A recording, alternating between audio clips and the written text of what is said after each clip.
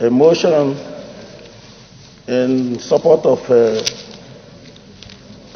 presidential committee set up sometime last week to kickstart Ajaokuta Steel Company. The motion read as such: the Ajaokuta Steel Company, a panacea to the diversification of Nigerian economy.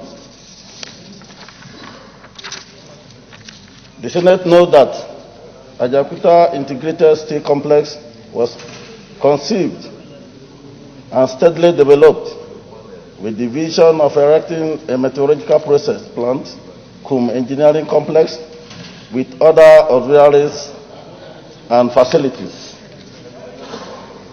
Also note that the complex is meant to be used to generate important upstream and downstream industrial and economic activities that are critical to the diversification of our economy into an industrial one. Also aware that the steel plant, aptly tagged as the bedrock of Nigerian industrialization, was erected over 35 years ago. Due to constant preservation, the facilities have maintained largely intact, although the electronics and the electrical items might have gone bad. Aware also that Ajaokuta Integrated Iron and Steel Plant is planned to be executed in 3 phases and was conceived to launch Nigeria into an industrialized nation and make the manufacturing sector lead in GDP contribution. It covers over 24,000 hectares of land.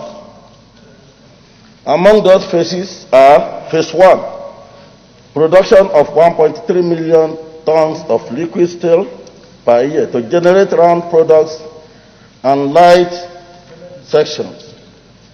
Phase 2, production of 2.6 million tons of liquid steel per year, during which flat products are to be added to the product mix. And Phase 3, production of 5.3 million tons of liquid steel per year to enlarge volume of product mix and include some special grades of steel in that geometric order. Senate also agreed that a working steel plant is always the bedrock of industrialization for any developing nation. Hence, it is one of the pillars of the Nigerian Industrial Plan, NRIP, launched in 2014. Reiterates that the steel sector is very critical to our national development because of its catalytic role and linkage effect on other sectors of national economy. Aware that Ajaokuta Steel Plant is situated on a 24,000 hectares of greenfield field landmass that is envisaged to grow into a technological village clusters for small-scale industry, as we have in Sheffield in UK and Bokaro in India presently, that will in due course utilize the products and byproducts of the steel plant as their raw materials.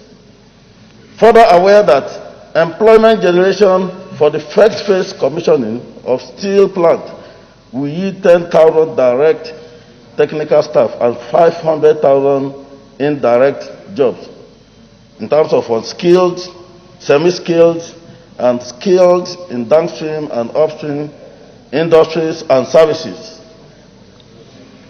Regrets that without developing our own steel industry, we will only export all our raw material, all our raw steel at very cheap rates and import finished steel and allied products at exorbitant prices, as it is with our oil today. Regret also that Nigeria imports over 2.3 trillion naira of steel and allied products every year. Our own steel industry will therefore be a tangible foreign exchange earner and saver for our fragile economy. Concludes that a completed Ajaokuta steel plant, in no doubt, will present a huge benefit to our bid for economic diversification. It will be a huge foreign exchange earner and saver for the country, and employment generation thereby help greatly in reducing the current wave of youth unrest, kidnapping and banditry in the country. And aware that in line with this administration commitment to the development of the steel sector, the presidency in C inaugurated a presidential committee on the implementation of the Ajaokuta Steel Company. The Senate accordingly resolved to urge the federal government to, as a matter of urgency, expedite action towards the completion of the Ajaokuta Steel project.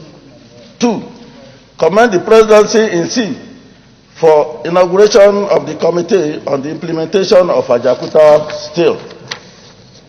3, to urge the committee to hit the ball rolling by ensuring that all issues surrounding the operation of Ajaokuta Steel Company are resolved. And finally, urge the Senate leadership and the Committee on Solid Minerals and Steel Development to undertake an assessment oversight on the complex after COVID-19 lockdown. I so submit. Senator Sumatari.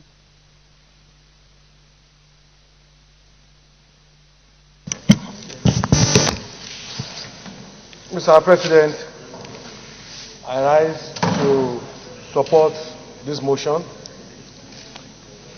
In supporting this motion, Mr. President,